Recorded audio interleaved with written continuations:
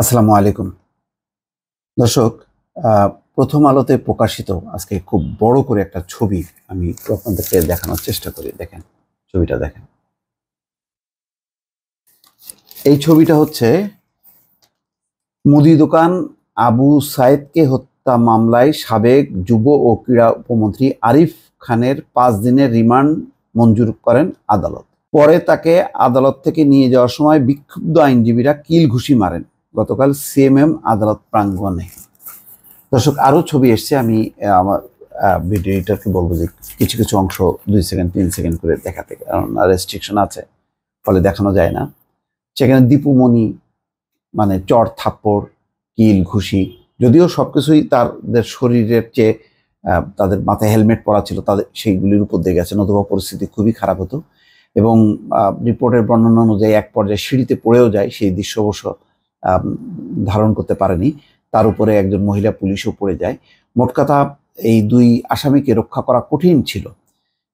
আর বিপুল সংখ্যক বিএনপিপন্থী আইনজীবী তারা এই পরিস্থিতি তৈরি করেছে এবং চড়থাপ্পড় কিল ঘুষি মেরেছে, এবং ওই আসামিদের পক্ষে কোনো আইনজীবী উপস্থিত হতে পারেনি। তো এটি নিয়ে কিন্তু সামাজিক যোগাযোগ মাধ্যমে সমালোচনা শুরু হয়েছে, এবং এই সমালোচনাটা কিন্তু যৌক্তিক। আমরা যদি আইনের শাসন আবার ফিরে পেতে চাই, তাহলে এই দৃশ্যগুলো কিন্তু কোনোভাবেই কাঙ্ক্ষিত না। অন্তর্বর্তী সরকার একটা ন্যায় বিচার প্রতিষ্ঠা করবে বিচারের মাধ্যমে, এই জন্যই তাদেরকে গ্রেপ্তার করা হয়েছে এবং আদালতে আনা হয়েছে। সেই আদালতে তাদেরকে পেয়ে যদি তাদের উপর এখন ফিজিক্যালি যদি এখন হামলা করা হয়, এবং যে আইনজীবীরা সুরক্ষা দেবে প্রতিটি মানুষকে, এবং আদালতে চোর, গুন্ডা, অপরাধী, নিরপরাধী সবারই একটা নিরাপদ আশ্রয় স্থল হওয়ার কথা। এবং আইনজীবীদের কাজ হচ্ছে এই যারা ভিকটিম তাদের পক্ষে হচ্ছে আইনি সহায়তা দেওয়া। তারা বাদী বিবাদী সবারই আইনজীবী হবেন, এটি হচ্ছে পেশাদারিত্ব। কিন্তু বেশ কিছুদিন থেকে কয়েকদিন থেকে কয়েকটা ঘটনায়, বিশেষ করে প্রথম যখন আনা হয়েছিল আনিসুল হক এবং সালমান এফ রহমান, সেটাও একটা ভয়ঙ্কর একটা পরিস্থিতি দেখা গেছে। এবং তারা যেভাবে টানা হেঁচড়া, যেভাবে মানে তাদেরকে মারতে উদ্যত হয়েছে, শুধু সেনাবাহিনী এবং পুলিশ আপ্রাণ চেষ্টা করেছে। গতকালকেও তাই দেখা গেছে যে তাদেরকে আপ্রাণ চেষ্টা করে তাদেরকে রক্ষা করা গেছে, কিন্তু এর মধ্যে বেশ কিছু কিল ঘুষি, চর থাপ্পড়, গালিগালাজের সম্মুখীন হয়েছে। এবং এরা কিন্তু যারা মারছেন, এই তাদের উপর হামলে পড়ছেন, তারা কিন্তু সাধারণ নাগরিক নয়, তারা কিন্তু আইনজীবী। এখানে বলা হচ্ছে বিএনপিপন্থী আইনজীবী। এখন বিএনপিপন্থী আইনজীবীদেরও কিন্তু দায়িত্ব আছে। আদালতের পরিস্থিতি যদি এরকম চলতে থাকে, তাহলে আরও তো আসামি আছে। যখন নাকি আসাদুজ্জামান খান কামাল আসবেন, যখন ওবায়দুল কাদের আসবেন, যখন হাসানুল হক ইনু, রাশেদ খান মেনন, এমনকি যেই ট্রাইব্যুনাল হচ্ছে শেখ হাসিনা বিচারের মুখোমুখি যদি হন, তিনি দেশে ফিরে যদি আদালতের মুখে দাঁড়ান, তখন পরিস্থিতিটা কি হবে? তো ফলে এই ব্যাপারে আমার ধারণা যে অন্তর্বর্তী সরকারের চিন্তা করা উচিত। আইন উপদেষ্টা আসিফ নজরুল বিচক্ষণ মানুষ, তারও ভাবা উচিত, যদি আইন অঙ্গনে, বিচার অঙ্গনে, আদালত প্রাঙ্গণে যদি এইরকম একটি অনভিপ্রেত পরিস্থিতি তৈরি হয়, তাহলে সুষ্ঠু বিচার কি হবে?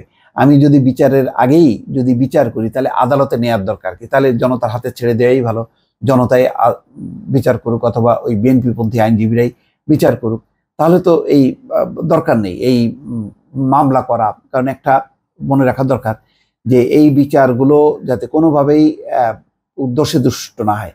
বিগত সময় যেভাবে গায়েবী মামলা করা হয়েছে, প্রতিপক্ষকে হয়রানি করার জন্য যে পরিমাণ মামলা দায়ের করা হয়েছে, এবং কোনো রকম কারণ ছাড়াই তাদেরকে রিমান্ডে আনা হয়েছে, কারণ ছাড়াই তাদেরকে কারাগারে রাখা হয়েছে, বছরের পর বছর তাদেরকে জামিন না দিয়ে এখনো যদি সেই একই পরিস্থিতি হয়, মানে পাল্টাপাল্টি হয়, সেটা এখন পর্যন্ত হয়তো অনেকের কাছে বেশ মজাই লাগছে যে এই দৃশ্যগুলো দেখতে। এবং অনেকে হয়তো ভাবছেন যে না, ভালোই হচ্ছে, এদের অন্তত কিছুটা শায়েস্তা হওয়ার দরকার, সাইজ করা দরকার।